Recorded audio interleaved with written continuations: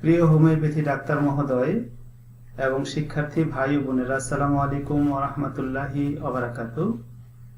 এখন আমি রেসপিরেটরি সিস্টেমের কেস টেকিং, লক্ষণ ও ঔষধ বিষয়ক অনলাইন প্রশিক্ষণের বিষয়বস্তু সমূহ নিয়ে আলোচনা করব। তো প্রথমেই আমাদের অনলাইন ওয়েবসাইট www.hdhomeo.com যেতে হবে। hdhomeo.com এ লগ ইন করার পর এখানে যে ক্লাসরুম বাটনটা আছে এখানে ক্লিক করব। ক্লিক করার পর আমরা অনেকগুলো মেনু পাবো। তা আমাদের আলোচ্য সাবজেক্ট হলো রেসপিরেটরি সিস্টেমের কেস টেকিং, লক্ষণ ও ঔষধ সম্পর্কে জানতে আমরা এখানে ক্লিক করব। তো আমরা আমাদের কাঙ্ক্ষিত পেজে চলে এসেছি।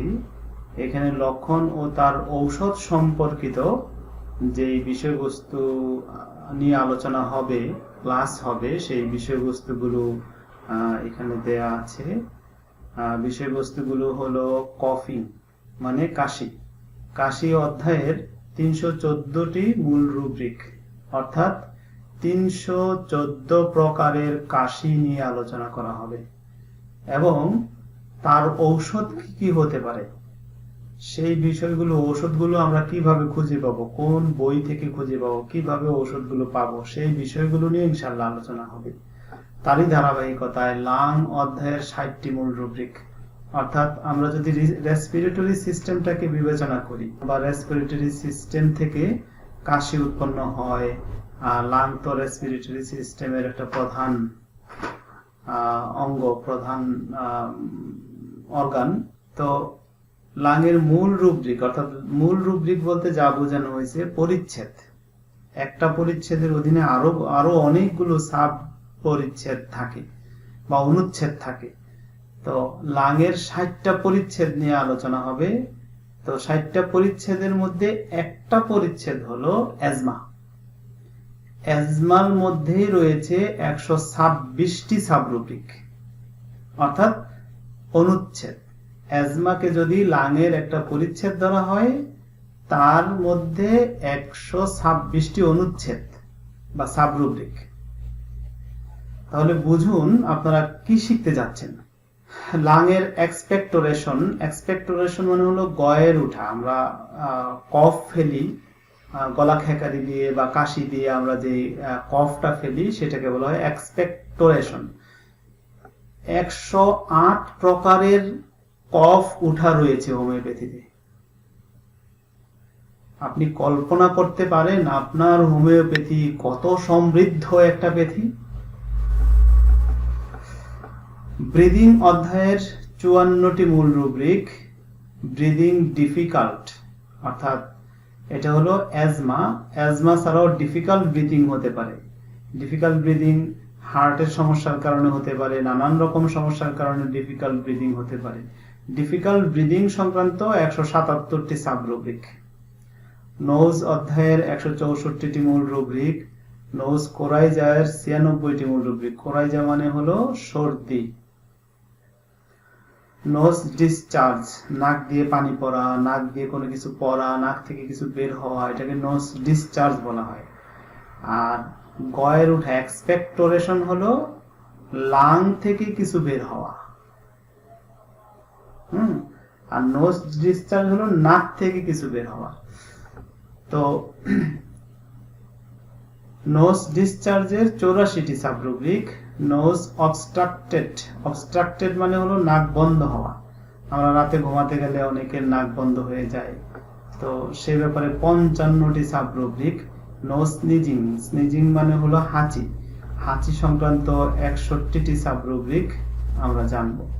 নোজ শেষ হওয়ার পরে আমরা টাং, জিহ্বা, অর্থাৎ আমরা যদি রেসপিরেটরি সিস্টেমের জ্ঞান অর্জন করতে চাই, জিহ্বা তার প্রধান ইন্ডিকেটর। জিহ্বাতে কিছু না কিছু সিমটম প্রকাশ পাবেই। 135টি মূল রুব্রিক আমরা জানব। থ্রট অধ্যায়ের 174টি মূল রুব্রিক। লেরিংস অধ্যায়ের 86টি মূল রুব্রিক, অর্থাৎ রেসপিরেটরি সিস্টেমের বহিঃপ্রকাশ, সিমটমের বহিঃপ্রকাশ। বেশিরভাগ ক্ষেত্রেই লেরিংস আর হলো থ্রটের ভিতর দিয়ে, থ্রটের মধ্য দিয়েই এই সিমটমগুলো প্রকাশ পায়। এনভায়রনমেন্ট অধ্যায়ের 40টি মূল রুব্রিক, খুবই গুরুত্বপূর্ণ একটি বিষয়। অর্থাৎ কারোর লাংয়ে যদি কোনো সিমটম প্রকাশ পায় তাহলে তার এনভায়রনমেন্ট সংক্রান্ত, মডালিটিস সংক্রান্ত সিমটম আসবেই আসবে। স্লিপ অধ্যায়ের 53টি মূল রুব্রিক। লাংয়ে কোনো সমস্যা হলে, রেসপিরেটরি সিস্টেমে কোনো সমস্যা হলে স্লিপের কিছু সিমটম তৈরি হতে পারে।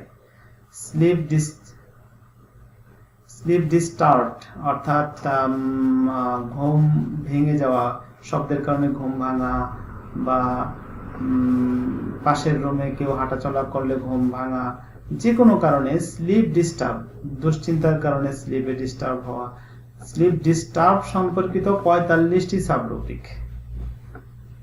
স্লিপ ইনসোমনিয়া এর 221টি সাবরুব্রিক। ইনসোমনিয়া মানে হলো নিদ্রাহীনতা, ঘুমাইতেই পারে না, ঘুম আসে না, 221টি সাবরুব্রিক। স্লিপ ফলিং অ্যাসলিপ এর 45টি সাবরুব্রিক। স্লিপ ওয়েকিং এর 80টি সাবরুব্রিক। Pulse, fast পালসের 151টি সাবরুব্রিক। এখন আপনাদের মধ্যে প্রশ্ন হতে পারে, এখন পালসের আবার ব্যাপার কি? আপনি তো রেসপিরেটরি সিস্টেম পড়াবেন, পালস তো হার্টের সিস্টেম। যার রেসপিরেটরি সিস্টেমের সমস্যা আসবে তার শরীরে তাপমাত্রা কমবে অথবা বাড়বে। তাপমাত্রা কমলে বা বাড়লে তার পালসের কম বেশি হবে।